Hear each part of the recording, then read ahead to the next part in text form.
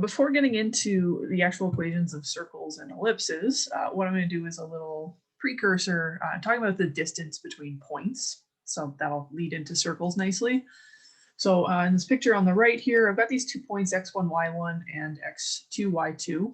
And so what we want to do is find the distance between the 2 points, and that's going to be the length of that green line segment there. And basically how we do this is actually going to be by using the Pythagorean theorem. Because if we take those 2 points, what we actually can do with them is turn this into a nice right-angled triangle. It's a very nice clean one. Well, almost, it's decent. So yeah, so we should have this right-angled triangle. And if we look at the coordinates of that point in the bottom right corner, it's the same height as the first point. So it has the same y value as the first point, and it has the same horizontal value as the second point. So the coordinates to this point would be x2, y1, but in particular, it makes it fairly easy for us to find the height of this triangle and the base of this triangle. So the height is just the difference of the two y values because it is a straight up and down line.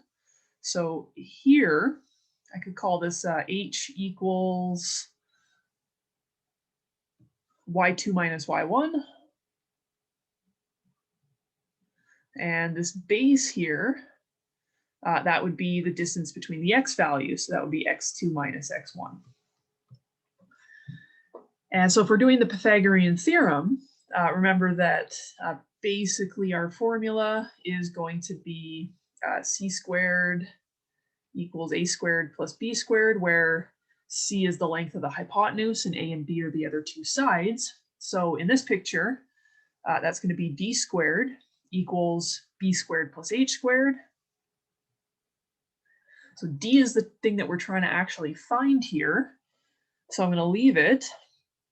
But with the b and the h, we've got those simple formulas for it in terms of the 2 points that we were given. So b is going to be x2 minus x1 squared, and h is y2 minus y1 squared. And so this is one version of your distance formula that we can use.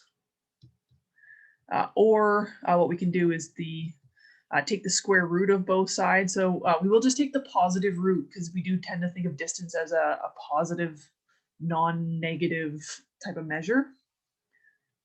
And so we get these nice formulas, and it just kind of makes this plug and chug type work. And so these would be how we can find distance.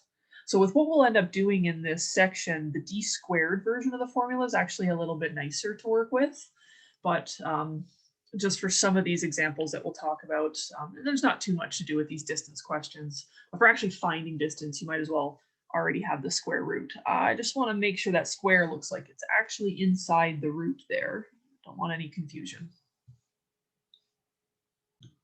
All right, so just one example of how we would use this formula. So we're going to find the distance between 2, 5, and 8 and negative 11. So I'm just going to make a little bit of space to actually do this.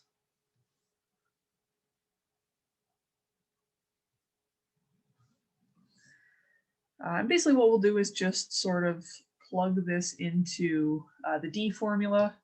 So we'd want to use the square root 1 in this case. It's just a little bit more sensical, I guess, for when you just want d. And so to use this formula, we basically just need to identify our points. So I'm going to set up d is the square root of x2 minus x1 squared plus y2 minus y1 squared. And so it doesn't really matter which point you call which. So I'll let this one be P1 and this one be P2. And so that means this is my x1 and this is my y1 and this is my x2 and this is my y2. And then I just plug those into the d equation. So I'll get the square root of, and so I'll have 8 minus 2, x2 minus x1 squared, plus, and then my y2 is negative 11 minus 5 squared. I'm going to just clean those numbers up a bit. So I'm going to have 6 squared plus negative 16 squared. And so just be careful on that negative 16 that it flips over to positive. So that should be 36. And 16 squared is, I don't know, I think it's 256, but I could be wrong. Yeah, 256. And that's a positive 256 because of the square. And so what we get is the root of 292. You can leave it like that, but if you want to clean it up a little bit, I want to probably take some squares out of there. So I think 4 comes out of it. So I can rewrite this as 4 times 73. Now, if I want to see if I can pull any squares out of 73, I think 73 is actually prime, but basically the best way to do it is to just try things. So I know that 4 can't come out of it. 9 won't come out of it. Yeah, and any other square, yeah, shouldn't work. So yeah, what are we trying? What's after 9? 16 won't come out of it.